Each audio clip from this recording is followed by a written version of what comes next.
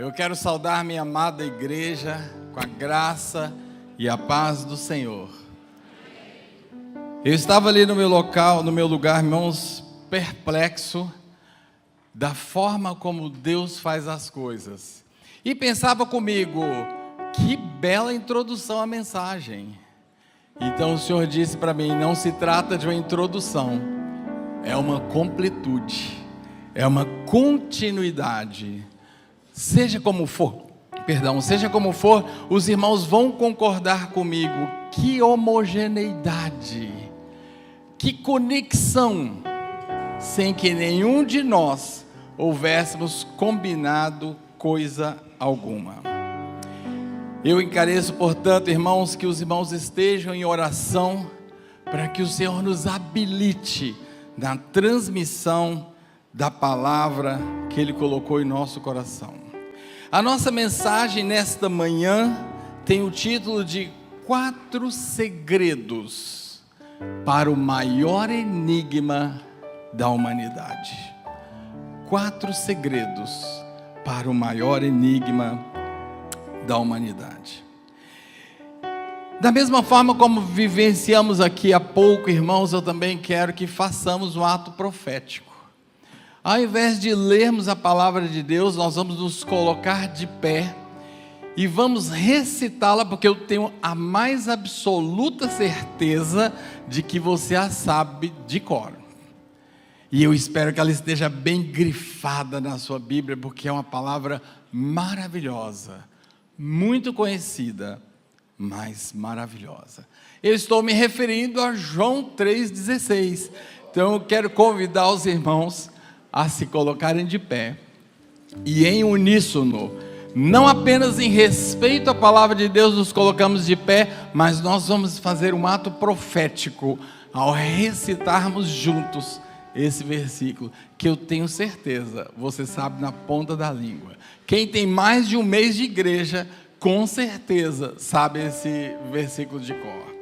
Diz assim, meus irmãos, a palavra de Deus: porque Deus amou o mundo de tal maneira que enviou seu único, para que todo aquele que nele crê não pereça, mas tenha a vida eterna. Amém. Os irmãos podem se assentar. Pai, é com tremor e temor diante de Ti que nós estamos aqui, Senhor. Pai, que aquela palavra que o Senhor pôs no meu coração seja aperfeiçoada, ó Pai, e tudo aquilo que o Senhor quer comunicar à Tua igreja seja fielmente comunicado. Que não seja sobre mim, Senhor, mas que apesar de mim o Senhor possa fazer esta obra, Senhor, que a Tua igreja receba aquilo que apraz ao Senhor comunicar, em nome de Jesus, amém. 4 segredos do maior enigma da humanidade. Irmãos, está aproximando a nossa EBF, quarta-feira. Os irmãos não imaginam, isso aqui vai estar muito transformado. Teremos biblioteca antiga, teremos cenários bíblicos, teremos uma Bíblia viva, a partir da qual literalmente sairão personagens do nosso teatro. Tenho certeza que vai ser maravilhoso. E aprove ao Senhor, curiosamente, desta vez, nós que sempre trazemos uma palavra após a EBF, para contar à igreja o que foi a EBF, aprove ao Senhor que dessa vez fosse o contrário. Eu vim anunciar a EBF para vocês. Eu vim dizer para você o que vai ser, o que teu filho, o que teu sobrinho, o que teu neto, aquela criança que com certeza Deus vai colocar no seu coração para convidar, o que eles vão receber? E para isso, irmãos, eu preciso de uma forma bem rápida traçar um desenho, te contextualizar do que vai se tratar a nossa EBF. O título da nossa EBF é bastante enigmático, daí o tema dessa mensagem: o agente 3.16 e o enigma do livro sagrado. A nossa história, irmãos, porque afinal a gente precisa criar um ambiente atraente para a criança, intencionalmente atraente, mas profundamente significativo, o nosso personagem principal é um cientista, que recebe em seu laboratório a visita de um missionário que diz que por aquelas terras, ou melhor, em algum lugar, existe um tesouro. Um tesouro tão precioso, um tesouro tão grandioso que pode transformar a vida de todos que usufruem dele. E agora, o nosso personagem, um cientista, acostumado à academia, acostumado à ciência, se transmuta num agente, num espião, num investigador, e sairá mundo afora, o agente 3.16. Ao lado de sua auxiliar, a Josiane. Então notem, irmãos, a contratora Jo, é o apelido dela, e o agente 3.16. A resposta do enigma esteve a todo o tempo no nome deles. E então eles saem por aventuras mundo afora, irmãos. Eles vão subir a montanha dos aflitos, eles vão cair no pântano da dificuldade, eles vão atravessar a vila da incredulidade, vão chegar no maravilhoso campo de paciência, onde a senhora paciência vai tratá-los de forma que desacelerem para ouvir a palavra de Deus.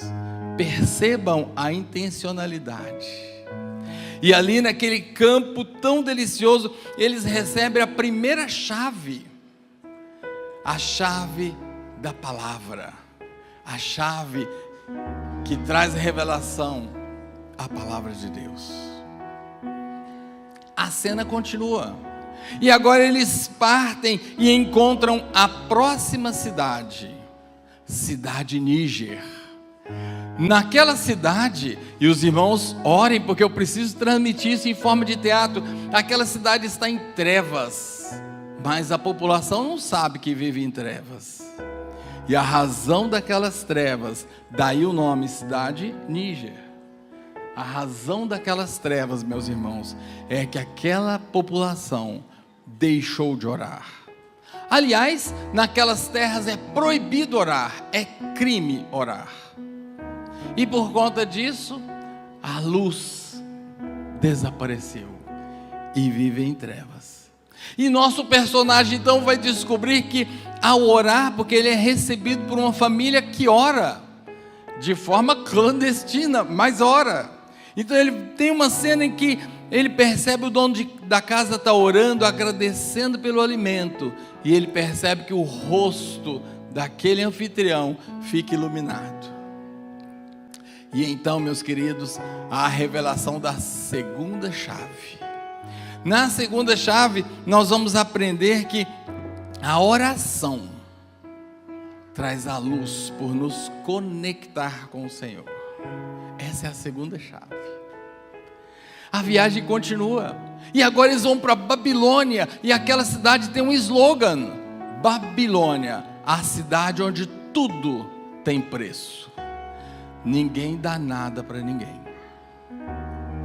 E a partir de uma doação, e eu já vou mostrá-la para os irmãos, há um milagre. A partir da obediência da doação, há um milagre transformador. Finalmente, o último dia, estaremos com os pais aqui, é o fechamento da IBF. Agora o nosso agente estará numa cidade muito esquisita, denominada Urbe da Desunião. Naquela cidade, ninguém pode ter relacionamento algum com ninguém. Que estranho. E lá naquela cidade, há uma manifestação de fé.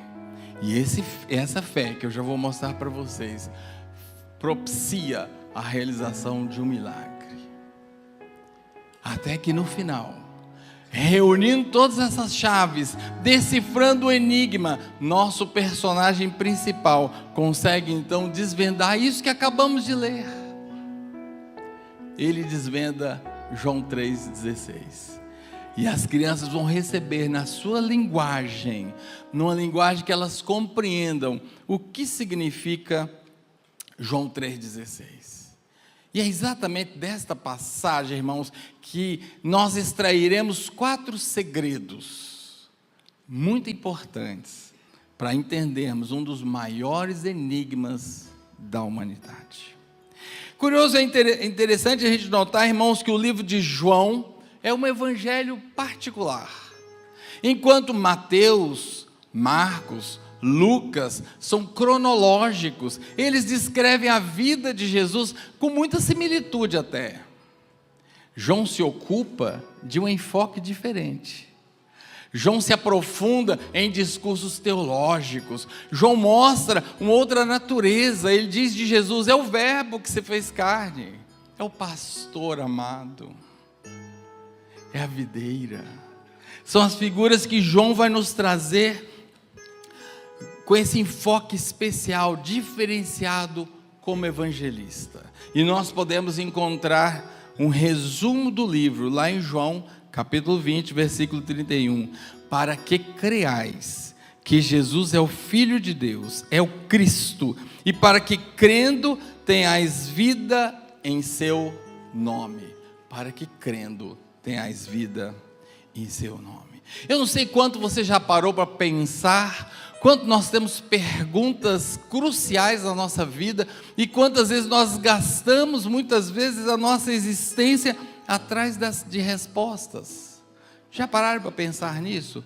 Qual é o sentido da vida? Quem sou eu? Deus existe de fato? Quem é Deus? Qual é a correta cosmovisão? Como tudo surgiu? Como entender a natureza de Jesus? Como entender a Trindade? 3 que são 1, mais 1 que são 3? Como? Alguém escreveu certa vez que o melhor talvez fosse dizer triunidade, porque não são três deuses, é apenas um Deus. Qual é a religião perfeita? Qual é a verdade? Qual é a melhor igreja? E o maior mistério, por quê? Ele nos amou. E João 3,16, queridos, concentra a maior resposta para essas perguntas. Concentra a maior resposta a esses enigmas. Não é à toa que alguém disse que o Evangelho de João resume a própria palavra de Deus. João 3,16, tanto quanto Salmo 23 no Velho Testamento, é o versículo, é a passagem mais repetida. João 3,16 ganha do Pai Nosso. Lutero, se referindo a João 3,16, dizia: é um mini evangelho. E que profundas são as verdades, irmãos, contidas nessa palavra, que muitas vezes por popularizarmos, por decorarmos a esmo, perdemos de perceber. Porque Deus amou o mundo de tal maneira que enviou o seu Filho unigênito, para que todo aquele que nele crê não pereça, mas tenha a vida eterna. Eu quero passear com você a respeito de pontos desse versículo, para que você e eu nos apropriemos dessa verdade. O primeiro segredo, irmãos, Ele é a fonte da salvação. Ele é a fonte da salvação. Eu não sei quão curioso você é, mas percebeu que esse versículo começa: por quê? Nós sabemos que porquê é uma conjunção que aponta para uma resposta. Então, para que você entenda esse porquê, você precisa se voltar para o capítulo inteiro. Tudo começa com uma visita noturna para Jesus. Lá estava Jesus, talvez praticando com seus discípulos, talvez tentando descansar. E uma figura misteriosa aparece. É uma autoridade, é um fariseu, é um membro do Sinédrio, um príncipe em Israel, o mestre da lei. E então ele aclama Jesus, ele saúda Jesus dizendo: Senhor, o Senhor realmente é Deus, o Senhor realmente é filho de Deus, porque só um filho de Deus faria o que o Senhor faz. E Jesus não fala, muito obrigado, que bom. Jesus não faz isso. Jesus sabia o que Nicodemos veio buscar. E Jesus diz, olha Nicodemos, na verdade eu te digo, que quem não nascer de novo, não pode ver o reino de Deus. Então é esse pano de fundo. Ele começa então agora a dialogar com Nicodemos, e Nicodemos muito preso ao naturalismo. Como pode ser eu já velho voltar para o ventre da minha mãe? Eu não estou entendendo. E aí Jesus começa a explanar, e Jesus chega na cena e rememora, porque ele sabia muito bem, rememora as serpentes que foram levantadas no deserto para salvar os israelitas que eram picados por víboras venenosas. E ele diz, assim como as serpentes foram levantadas no deserto, importa que o Filho do Homem seja levantado. Por que importa? Porque Deus amou o mundo. Percebe? Ele está fazendo um link com essa estrutura de diálogo. Então, porque Deus amou o mundo, importa que o Filho do Homem seja levantado e que se consuma a sua obra salvífica para cada um de nós. Irmãos, que coisa maravilhosa. Então aí a gente começa a ver porque Deus amou o mundo. E eu quero dar um destaque aqui para o agente ativo desse amor. Não é o cosmo que nos amou, não é o universo que nos amou, não é uma força amorfa, misteriosa, mística que nos amou. Não, é um ser todo-poderoso. É o Criador do céu e da terra, é o soberano Senhor. Percebe o que eu estou te falando? Ele te amou. Receba com seu nome. Ele amou, põe teu nome. Esse Deus todo-poderoso, Criador dos céus e da terra, Ele te amou. Ele te amou. Então nós precisamos desse reconhecimento. Esse reconhecimento, muitas vezes, irmãos, que nós temos infelizmente perdido nos nossos dias. Eu gosto muito de pensar no respeito que os judeus tinham pelo nome de Deus. Tanto isso é verdade que não se sabe ao certo como pronunciar Jeová em hebraico. Sabe por quê? Porque o judeu não ousava pronunciar. Ele trocava a palavra pelo extremo respeito. Quando o escriba precisava anotar a palavra Jeová, sabe o que ele fazia?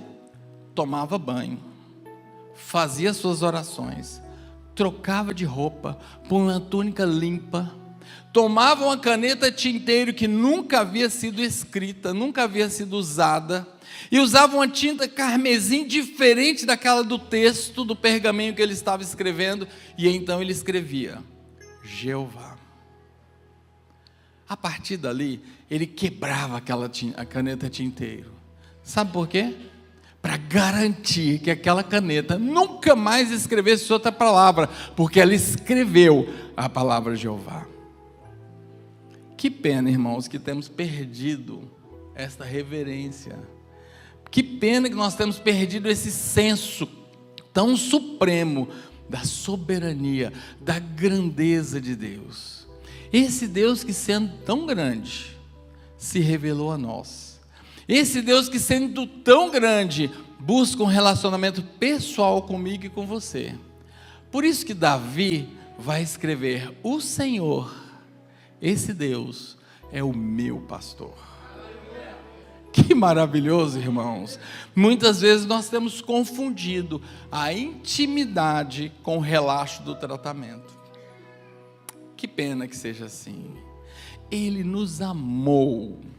E esse amor, irmãos, é maravilhoso. Esse amor não é o amor eros da atração sexual. Esse amor não é o amor filós da amizade. É o amor ágape. Aleluia. É o amor que deu nome a esta igreja. É um amor incondicional. É um amor sacrificial. É um amor que não depende do ser amado. Ele ama, ponto final. Ele ama. Ponto final. E esse amor busca o nosso bem, irmãos. É um amor que nos assiste, é um amor que nos atende. O amor de Deus por nós é absolutamente inexplicável. É o maior dos enigmas da humanidade, irmãos. Ele nos ama, por quê? Porque Ele nos ama. Não há nada que você possa fazer que aumentará o amor de Deus por você. Não há nada que você possa fazer que reduzirá ou que venha a reduzir o amor de Deus por você. O amor de Deus por nós é perene. E é interessante, se você parar para estudar o verbo, irmãos, esse verbo conjugado no pretérito perfeito, há um início no passado e uma extensão continuada, há uma perenidade. Esse amor tão maravilhoso continua ativo e continuará sempre ativo a nosso favor. Ele nos amou, o Todo-Poderoso, o Senhor Criador dos céus e da terra, que não é como um relojoeiro que fez um relógio, deu corda e se ausentou. Não, senhores, Ele está presente, interessadíssimo em nosso relacionamento. Amor inexplicável. E o nosso cientista rapidamente percebeu que o seu laboratório, os seus microscópios, as suas máquinas, a sua investigação científica de nada serviria para entender esse amor. Por isso que ele sai a campo, por isso que ele sai mundo afora, em busca de outro entendimento, porque a ciência não explica esse amor. Esse amor se sente, irmãos. Sentir esse amor é dom de Deus. Nós somos contemplados pelo Senhor, e esse amor que arde em nossos corações foi o que nos constrangeu e nos trouxe hoje pela manhã para a casa do Senhor. Esse amor que talvez você nem saiba ainda que ele existe. Esse amor é que nos constrange. Mas é interessante também observarmos qual é o objeto desse amor, irmãos. Agora nós sabemos que o Supremo Deus nos ama, nós conhecemos a natureza desse amor, mas quem é o objeto desse amor? O objeto desse amor é o cosmo, o mundo, toda a humanidade. A humanidade na sua totalidade, ainda que em sua condição caída, pecaminosa, ausente de Deus, Deus amou o mundo. E esse sentido horizontal, meus irmãos, ele se completa com outro sentido, um sentido vertical. A palavra continua dizendo de tal maneira. Esse advérbio de modo, ele é muito profundo, e eu e você precisamos entendê-lo. De tal maneira foi esse amor, que na sua expressão máxima, ele deu o que tinha de mais precioso. Esse amor é tão intenso, que fez Jesus entregar o seu próprio filho. Percebe isso? Tal é a intensidade, tal é a força desse amor. Esse amor, irmãos, que vai se configurar lá na cruz do Calvário. Naquela cruz do centro, tido como um malfeitor, tido como um criminoso, cuspido na cara, com a fronte enterrada com a coroa de espinhos, cuspido, mãos perfuradas, crucificado, em meu e em seu lugar. Foi o momento que Gênesis capítulo 3 veio se configurar. Aquela profecia que um dia nós seremos resgatados, tomou lugar naquela cena da crucificação. Ele deu o seu filho. Esse verbo, meus irmãos, no grego edoquém, doar, gratuitamente entregar, graciosamente oferecer. Que verbo maravilhoso! O Pai entregou Jesus para a morte sacrificial na cruz, a morte que era minha, a morte que era sua. Nós é que merecíamos aquela cruz, mas no seu amor, Ele se fez morte por nós, Ele se fez sacrifício por nós. O seu Filho unigênito. E eu preciso de referenciar para vocês que a palavra unigênito, do grego monogené, muitas vezes nos traz confusão de entendimento. Unigênito, confundimos com primogênito. Unigênito, muitas vezes a gente pode pensar como o único que nasceu, mas é muito mais que isso, irmãos. Monogené significa o único da sua espécie, o exclusivo, o singular, só tem esse. Ele é exclusivo, ele é particular. A singularidade e a exclusividade do único Filho, que agora é compartilhado, que agora é dado para que seja sacrifício em nosso lugar. O segundo segredo, meus queridos, é que a salvação dele é abrangente. Isso é um enigma, isso é um mistério, é incompreensível aos olhos humanos. A palavra de Deus diz que todo, não sobra um, todo. É muito fácil você e eu irmos a uma maternidade, olhar um tchutchuquinho daquele que acabou de nascer. É amor gratuito, gente. Outro dia fui com a Aninha visitar um asilo de crianças. Gente, tiveram que me tirar rápido, porque eu ia pegar aquela criança. Amor imediato. Mas, e quando a gente pensa agora naquele velhinho, no extremo da vida, que se tornou demente? Será que é tão fácil amar? E quando nós começamos agora a pensar em todos os gêneros da humanidade, o ladrão, o trambiqueiro, o aproveitador, aquele que nos fez mal, aquele que te fechou quando você vinha para a igreja hoje de manhã, ou isso não acontece? Não é fácil imaginarmos, não é justo, Senhor, que o amor de Deus alcance.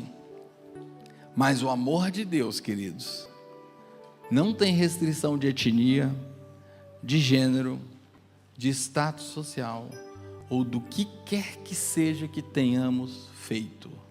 A salvação é absolutamente abrangente. É interessante, se você olhar o ministério terreno de Jesus, Jesus demonstrou isso. Daqui a pouco vinha prostitutas, ele acolhia.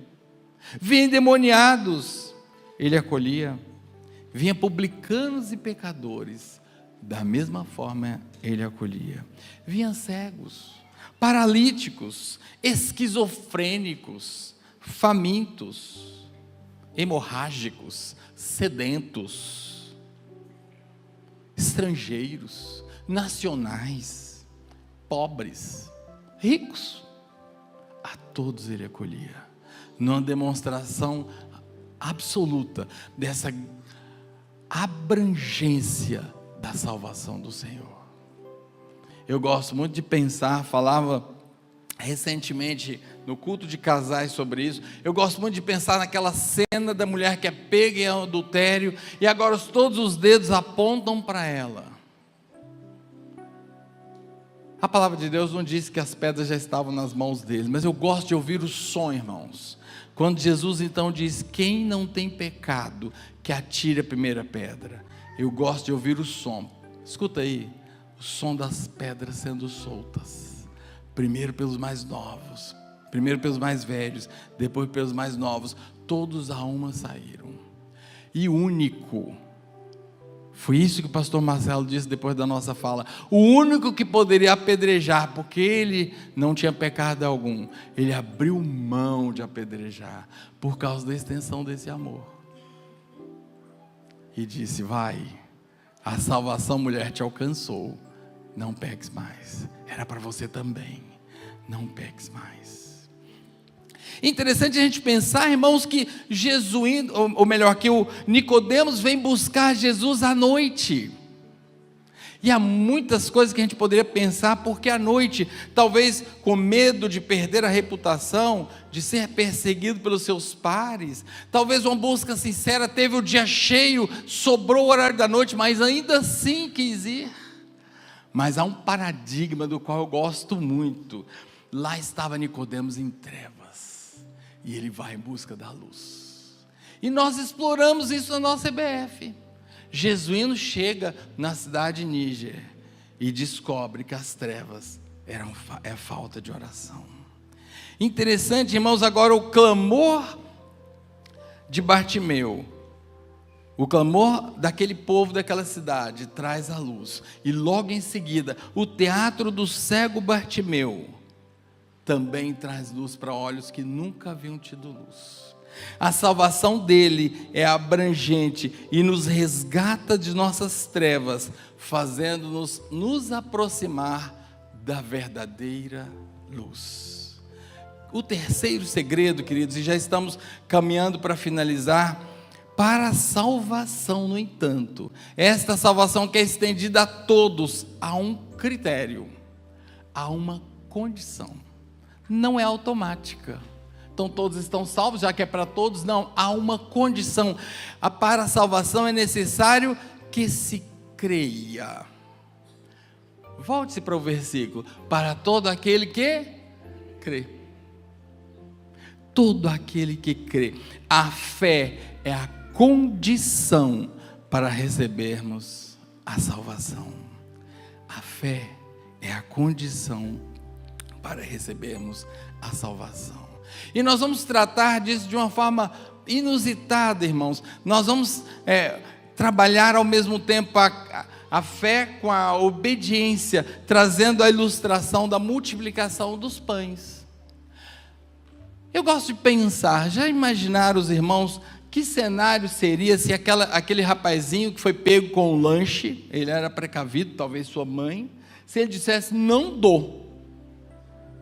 Já imaginou? Claro que Jesus teria feito de outra forma, porque Ele é Deus. Mas Ele foi liberal. Ele deu o seu lanche. E aqui a obediência de dar ao lanche esconde uma fé. Esconde a certeza, mesmo sem saber como, que ele não passaria fome. Que maravilhoso, irmãos. E nós sabemos da história. Só cestos vazios, ou melhor, que sobraram, cheios, foram 12 cestos que sobraram. Que maravilhoso é isso, queridos. Ele deu. E agora o gesto dessa criança que dá, o verbo, meus irmãos, é o mesmo de Jesus que deu nessa passagem, de Deus que deu Jesus nessa passagem de João. Que interessante. Jesuíno lá na Babilônia, onde tinha tudo um preço e que não se dava nada, aprendeu essa lição. A salvação demanda que se creia. A crença precede um ato de doação generosa de Deus. Aliás, a habilidade de crer também vem dele. É doação do céu. Muito interessante. E o último segredo, meus irmãos. Há duas garantias para quem tem fé e crê. O versículo termina dizendo assim, para que não pereça. Esse não pereça, irmãos, não é morrer, acabou, está tudo certo. Não. Deixa eu dizer uma coisa para você. Todos nós, salvos ou não, somos eternos. Isso é sério, meu caro. Porque às vezes você pode estar pensando assim, tudo bem, morreu, acabou, já era, zerou a conta, está tudo certo. Não, senhores, esse não pereça aqui é para que não haja condenação para o inferno. Que lindo! Agora nós que cremos, somos liberados da culpa, somos liberados da condenação. Não há mais condenação, não pereceremos mais, não iremos mais para o inferno. Mas o texto continua, ele diz agora fazendo uma contradição, uma oposição, porque irmãos, não ir para o inferno, ter a condenação apagada é uma coisa, mas não há mérito para ir para o céu. Já pensou nisso? Olha que nuance, olha que perspicácia, a gente passa batido e não percebe. Não pereça, mas tenha a vida eterna. Que vida eterna? Tem a garantia do céu. A vida eterna com Deus se inicia no presente, no momento da conversão, e se estende, irmãos, até aquele dia glorioso que entraremos no céu, para o gozo eterno com o Senhor.